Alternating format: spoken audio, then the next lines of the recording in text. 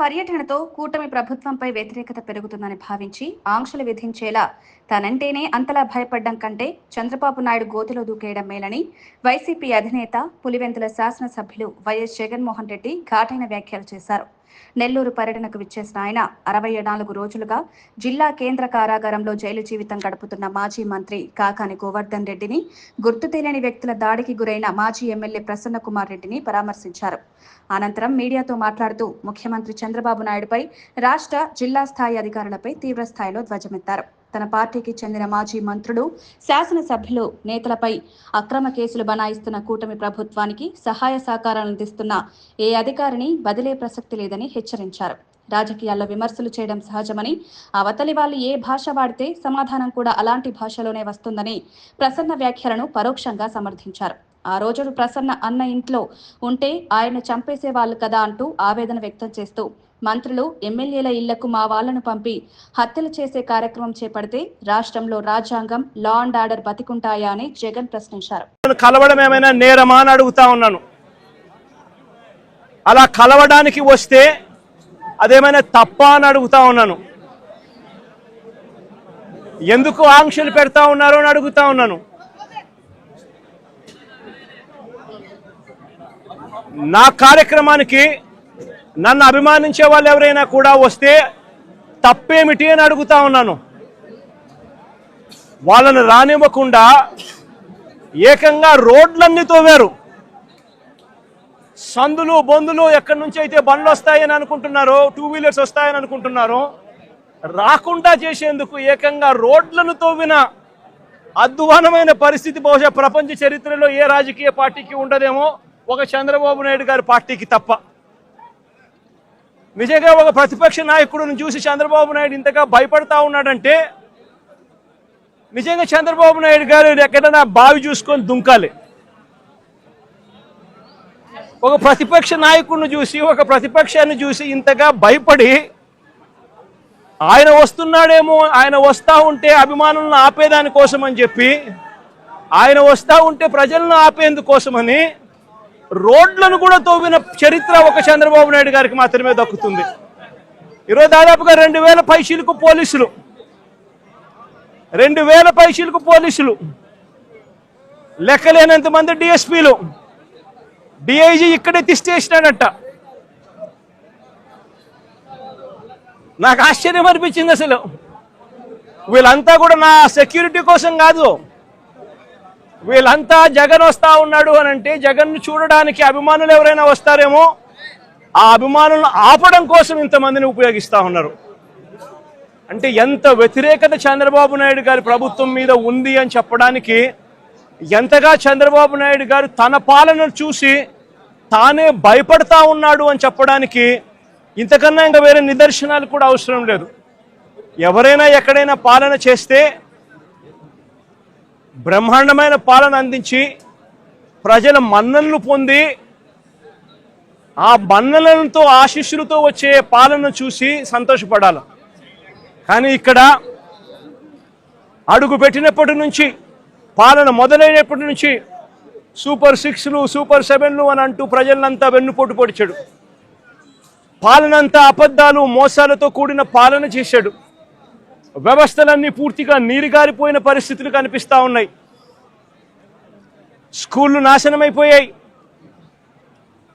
విద్యా దీవెన, వసతి దీవెన అందక, 6 క్వార్టర్స్, 6 త్రైమాసికాలు ఫీజులు అందక, విద్యా దీవెన, వసతి దీవెన అందక పిల్లలు చదువులు మానేస్తూ ఉన్న పరిస్థితులు, నాడు నేడు ఆగిపోయిన పరిస్థితులు, గోరుముద్ద అన్నది రోజుకొక మెనూతో పిల్లలకు ఆహ్లాదకరమైన తిండి అప్పట్లో వస్తూ ఉంటే, ఈరోజు స్కూళ్ళల్లో తిండి తినాలంటే భయపడే పరిస్థితులకి పిల్లలు వెళ్ళిపోయిన పరిస్థితులు, నాడు నేడు పనులు ఆగిపోయిన పరిస్థితులు, ఇంగ్లీష్ మీడియం గాలి కొదిలేసిన పరిస్థితులు, టోఫుల్ అనేది 3వ తరగతి నుంచి ఒక పీరియడ్ దాకా తీసుకొచ్చిన చరిత్ర గత పాలనలో మాకుంటే, ఇంగ్లీష్ మీడియంను టోఫుల్ పీరియడ్లను ఎత్తేసిన చరిత్ర చంద్రబాబుకు ఉంది. ఆరోగ్యశ్రీ సేవలు గత 14 నెలలుగా చంద్రబాబు నాయుడు ముఖ్యమంత్రి అయిన తర్వాత నెలకు 300 కోట్ల రూపాయలు ఖర్చు అయ్యే ఆరోగ్యశ్రీని దాదాపుగా 4000 కోట్ల రూపాయలు బకాయిలు పెట్టాడు ఈ పెద్ద మనిషి. ఆరోగ్య ఆసరా గాలికెళ్ళిపోయిన పరిస్థితి. మా ప్రభుత్వ హయాంలో 25 లక్షల దాకా ఉచితంగా వైద్యం తీసుకునే పేదవాడు గర్వంగా ఏ పేదవాడైనా హాస్పిటల్కు, కార్పొరేట్ హాస్పిటల్కు వెళ్ళి తలెత్తుకుని వైద్యం చేయించుకునే ఆ పేదవాడు వైద్యం అందక నెట్వర్క్ హాస్పిటల్స్ ఈరోజు బోర్డు తిప్పేసిన పరిస్థితుల మధ్య ఈరోజు పేదవాడి ఆరోగ్యం నడుస్తూ ఉంది.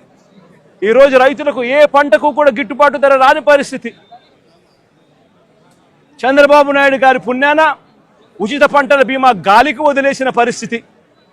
చంద్రబాబు నాయుడు గారి పుణ్యాన రైతులకు అందుతా ఉన్న రైతు భరోసా అన్న పథకం చంద్రబాబు నాయుడు గారి దగ్గరుండి కూనీ చేసిన పరిస్థితి.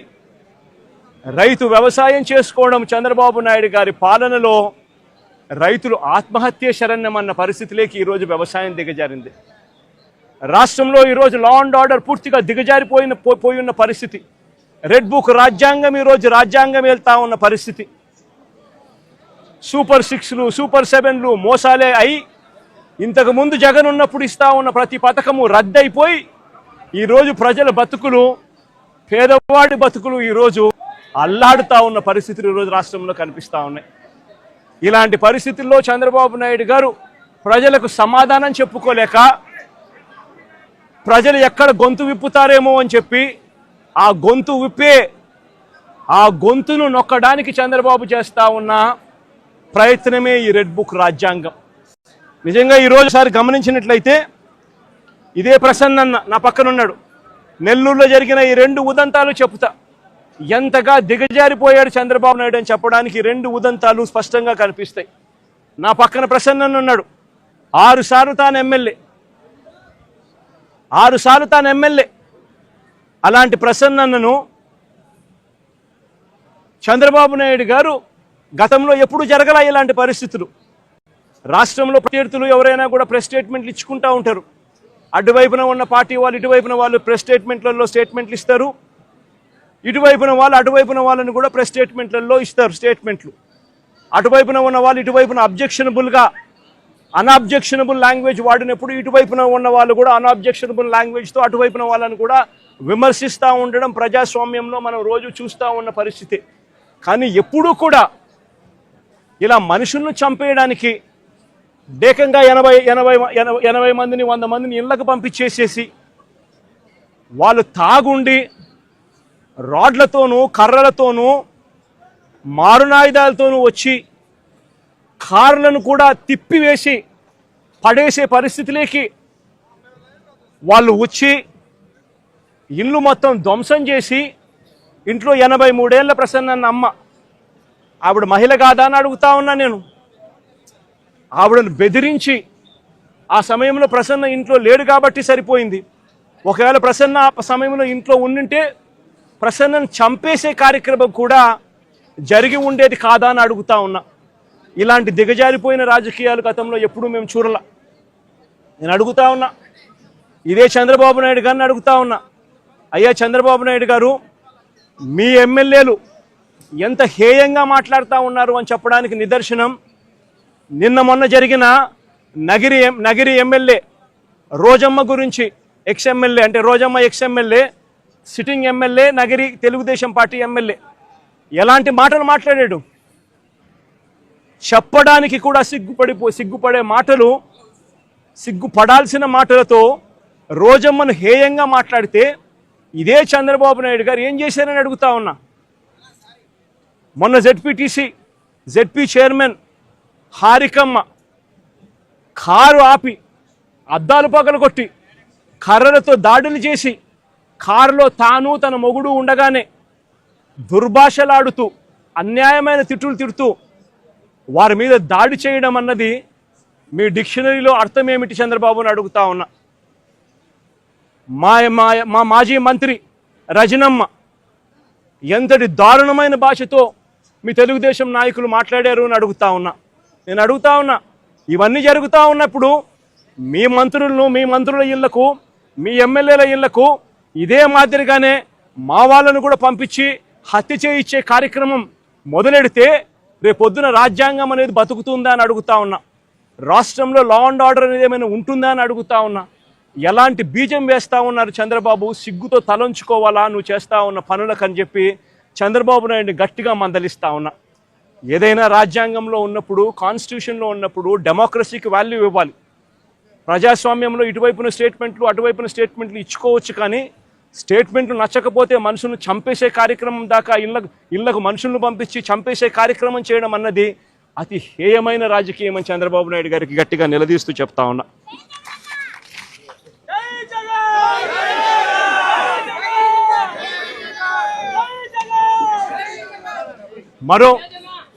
మరో ఉదాహరణ, నా పక్కనే ఉన్న గోవర్ధన్ అన్న కూతురు. నేను అడుగుతా ఉన్నా, గోవర్ధన్ అన్న జైల్లో పెట్టినప్పుడు వీళ్ళ ఇంట్లో బాధ ఉండదా అని అడుగుతా ఉన్నా. వీళ్ళందరూ పిల్లలు కాదా అని అడుగుతా ఉన్నా. వీళ్ళందరికీ బాధ కలగదా అని అడుగుతా ఉన్నా. ఏం తప్పు చేశాడని చెప్పి గోవర్ధన్ అన్నను జైల్లో పెట్టారని అడుగుతా ఉన్నా. ఏకంగా 14 కేసులు, గోవర్ధన్ అన్న మీద పెట్టిన కేసులు ఏకంగా 14 కేసులు. ఒక కేసు అయిపోతూనే ఆ కేసు అయిపోయిన వెంటనే మరో కేసు పెడతా ఉన్నారు. పెట్టి మళ్ళీ జైల్లో తాను ఉండే కాలాన్ని పొడిగిస్తూ ఉన్నారు. ఇప్పటికి దాదాపుగా ఎన్ని రోజులు అయిందమ్మా జైల్లో ఉండబట్టి? 64 రోజులు. 64 రోజులుగా జైల్లో ఒక మాజీ మంత్రిని పెట్టారు. ఆశ్చర్యం కలిగించే విషయం నేను చెప్తా ఉన్నా. ఆయన మీద పెట్టిన కేసులు ఏమిటో తెలుసా? ఆయన మీద పెట్టిన అన్యాయమైన కేసులు ఏమిటో తెలుసా? గోవర్ధన్ అన్న పార్టీ సెంట్రల్ ఆఫీస్లో ప్రెస్ మీట్ పెట్టి సాక్షిలో పబ్లిష్ అయిన తన ప్రెస్ మీట్ క్లిప్పింగ్ను వాట్సాప్ గ్రూపుల్లో ఫార్వర్డ్ చేశారంట. అదొక కేసు అయ్యా, అదొక కేసు. మనిషిని అరెస్టు. అంటే ఒక రాజకీయ నాయకుడు ఒక ప్రెస్ మీట్ పెడితే ఆ ప్రెస్ మీట్లో వచ్చిన దాన్ని మీడియా పబ్లిష్ చేస్తే ఆ పబ్లిష్ చేసిన ఐటెంను వాట్సాప్ గ్రూపుల్లో ఈయన ఫార్వర్డ్ చేస్తే ఆయనకు సంబంధించిన మనుషులకు అది కేసు. దాని మీద జైలు. మాజీ మంత్రికి మరో కేసు. టీడీపీ నెల్లూరులో టీడీపీ ఎమ్మెల్యే సోమిరెడ్డికి వ్యతిరేకంగా ప్రెస్ మీట్ పెడితే దానికి సంబంధించిన వీడియోను కాకాని ఫార్వర్డ్ చేశారంటూ ఇంకో కేసు పెట్టారు. అడుగుతా ఉన్నా, ఒక రాజకీయ నాయకుడు ప్రెస్ మీట్ పెడితే ఆ ప్రెస్ మీట్ తాను పెట్టిన దాన్ని తాను మళ్ళీ ఫార్వర్డ్ చేస్తే దాని మీద మళ్ళీ కేసు. ఉచితంగా తెలుగుదేశం పార్టీ ఇసుకే అన్నారు. ఉచితంగా ఇసుక అన్నారు. ఎక్కడ ఉచితంగా ఇసుకిస్తున్నారని అడుగుతా ఉన్నా. వైఎస్ఆర్ కాంగ్రెస్ పార్టీ హయాంలో రాష్ట్ర ఖజానాకు సంవత్సరానికి 750 కోట్ల ఆదాయం వచ్చేది. ఈరోజు రాష్ట్ర ఖజానాకు ₹1 రావడం లేదు ఆదాయం. రేటు చూస్తే ఇసుక గత ప్రభుత్వంలో, మా ప్రభుత్వ హయాంలో కన్నా డబల్ రేటుకి అమ్ముతా ఉన్నారు ఇసుక. అలాంటి సందర్భంలో ఇసుక ఉచితంగా దొరకడం లేదని, మీరు చెప్పింది ఇసుక ఉచితంగా ఇస్తామని చెప్పారు, ఆ ఇసుక ఉచితంగా దొరకడం లేదని భవన నిర్మాణ కార్మికులు నిరసన తెలిపితే ఆ గతంలో పోలిస్తే రేటు డబల్ అయ్యింది అని చెప్పి వాళ్ళంతా కూడా నిరసన తెలుపుతూ ఉంటే దానికి గోవర్ధన్ అన్న సంఘీభావం తెలిపాడు అని చెప్పి ఆ తెలిపిన దానికి మరో కేసు.